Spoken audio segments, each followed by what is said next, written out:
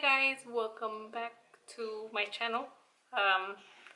Sorry if this is a little bit awkward. It's just that it's been over a year since the last time that I filmed anything. So it's been a while.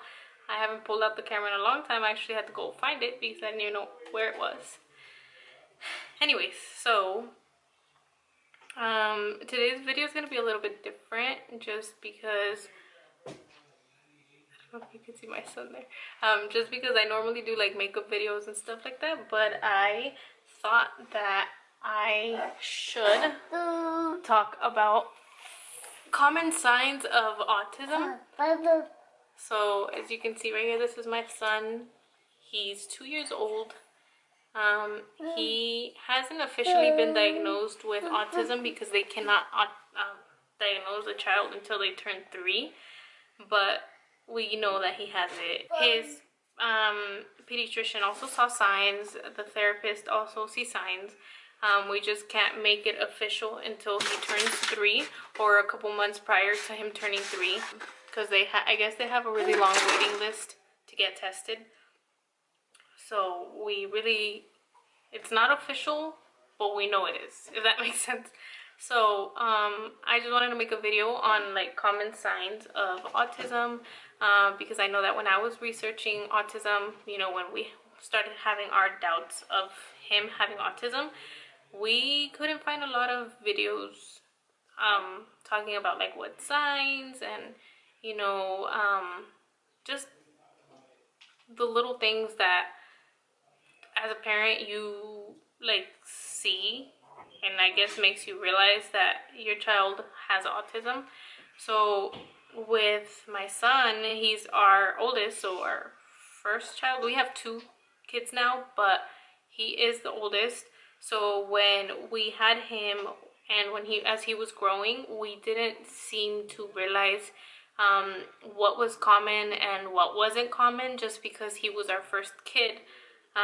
You know, he used to, till this day he still does, he used to love looking at ceiling fans. When we were, you know, house shopping, he would look around for ceiling fans. At every single house that we went to, he was looking at the ceiling fans. Now another thing was, he was about maybe 12, I want to say a year old, and he still didn't understand his name. We would call his name out, you know, and he wouldn't even acknowledge us. He would not turn around. He would not make eye contact. I know sometimes kids, toddlers, like to ignore the parents, or like they can hear you, they just don't pay attention to you, if that makes sense. But he actually did not realize that we were actually talking to him, so he wouldn't acknowledge us. And then he would also grab his toys and he would flip them, you know, back and forth. And he would lay down on his back, which right now he's actually doing. I just can't show you guys because he's on the floor. But he would, like, say he was eating something, or just even with a toy, he would like throw himself on the floor on his back and just kind of be there with the toy, or even eating whatever it was that we were feeding him. You know, once we started his therapies, that's when we realized that what he has was actually sensory issues, and he was looking for some type of input, I guess. So they had us start doing deep pressure massages, which have helped, because he doesn't do it as much as he used to. He was worse. Like, you would basically see him laying down on the floor all the time. When we first started his therapies, the therapist, I remember he brought a toy over for him to play with, and he would get the toy and like lay down, you know, and the guy would sit him up and he would be like, you have to stay, you know, here, but he couldn't do it. Like, he physically could not stay sitting up. And now he does. Now he sits up to play, or, you know, he'll grab a book and he'll flip through the book. Every now and then you will catch him laying down, but now I feel it's more for, I don't want to say like, I don't think he's looking for input. Now I just feel like he only does it when he's like drinking a bottle, or like you know what, he just wants to lay down, because for the most part now when he plays, he's sitting up, you know. And so yeah, so that's another thing, you know, he has sensory issues. He made no eye contact, so when we would like look at him, he would turn away from us. He didn't want to look at us. He did not pretend play. So even till now, he does not pretend play. You know, he wouldn't grab a phone or a TV remote and be like, hello. He doesn't do that. Till this day, he does not do that. Which I know a lot of kids, once they're like around the age of 1 or 1.5, every kid's different. But from what his pediatrician told me, was that once they're about 15 months, they start to pretend play, you know, grabbing a phone, grabbing a TV remote and playing and pretending like someone's, you know, calling them, or pretending to eat, you know. And he didn't do that. Till this day, he still doesn't know how to hold his spoon and hold his fork. He has a hard time. If we'll like guide him, he will do it, but he doesn't physically, you know to grab the fork and it goes into the mouth. Like, we actually have to direct him. He still didn't talk. That was one of our main concerns when he turned 18 months, was that he still wasn't talking. He wasn't saying mom, he wasn't saying dad, and he was squinting. So even now he still does it. I'm not sure if it's because of the lights or just in general, but he will squint. And initially when he first started doing it, I thought he was doing it in a way to smile, because he would go like this, you know, but I didn't realize that that was an autism sign. I honestly just thought that he was smiling at us, and it wasn't until we started his therapy and until I saw it online that I realized that that was not him smiling, that was him squinting. He also, sorry if you guys can hear noises because my son's playing over here. He also likes to stem, so he will, you know, walk around kind of like with his hands like this. He used to go like this and look at his hands, or rock back and forth, you know. I know a couple of kids show autism signs very differently, you know. Some are just nonverbal, some actually stem, and then some actually hurt themselves, you know, because for a while he would hit himself against the wall, not too hard, but obviously I didn't want him doing that, you know. So he would just kind of go like this against the wall and then hit himself back, and he would laugh because apparently to him it was entertaining, but obviously we know that that's not okay and that's not normal. But from what the therapist told us was that things like that don't hurt them because of the sensory issues that they have. They're looking for some type of input, so for them that's not painful, you know. Obviously for us it is. So when I would do the deep pressure massage, initially I thought that I was hurting him because they have me like actually, you know, squeeze his thighs and his arms and just everything, you know. And I thought that it would hurt him, but we noticed that he would laugh.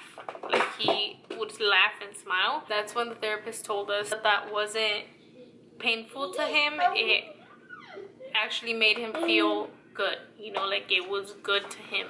Even though to us it may seem like it might hurt them, to him it didn't. And he was right, because every time that even till this day, every time that I do the deep pressure massages on him, he will have the time of his life. Like, he will be smiling. Sometimes he'll even fall asleep to me doing them, you know. And I know obviously a lot of kids show signs differently, but for the most part those were one of the most signs that I have heard of, you know, the stimming or rocking back and forth, not knowing their name, having light or any type of sounds bother them. Because I know that for him, sounds don't really bother him, but for a while, whenever I would turn on the blender, he would scream.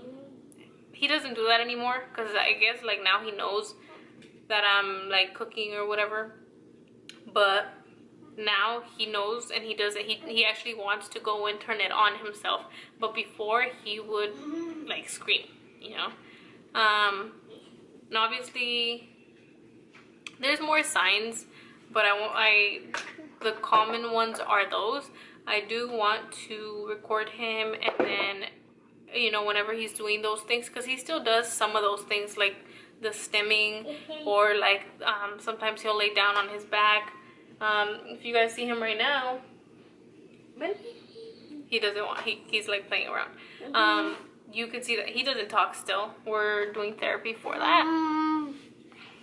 He hums a lot. Be hi. Hi.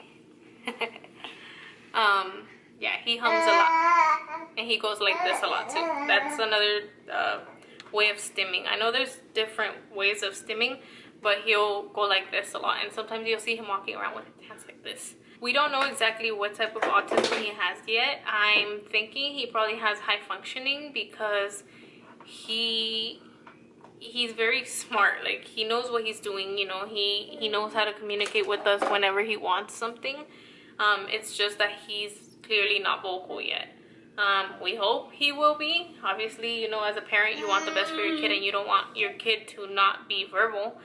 But if, you know, if he's not, that's okay. He still knows how to communicate with us, and he still knows how to ask for things, and he still knows, you know, if we're not understanding what he wants, because obviously he doesn't talk, he will try his best to show us. You know, if he wants a bottle, he'll come bring me his bottle and his milk, and that's how we know that he wants a bottle. Or if he wants a certain type of toy, he'll grab our hand and he'll take us to wherever the toy is, and he'll point to wherever the toy is. Sometimes, one time his toy fell behind the TV stand, and he knew it was there. We didn't know it was there.